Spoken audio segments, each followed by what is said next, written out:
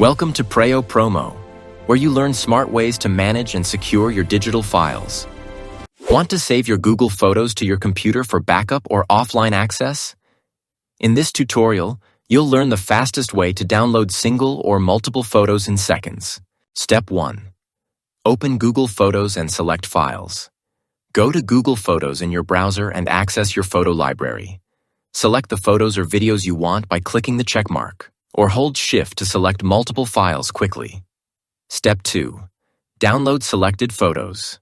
Click the three-dot menu, top right corner, to open more options. Select Download, and Google Photos will instantly prepare your files for download.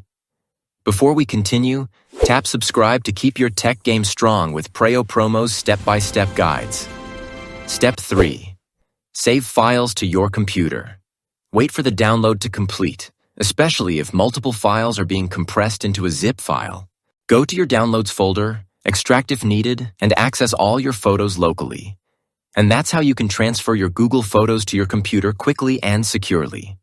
Thanks for watching, and subscribe to Preyo Promo for more smart and time-saving tech tutorials.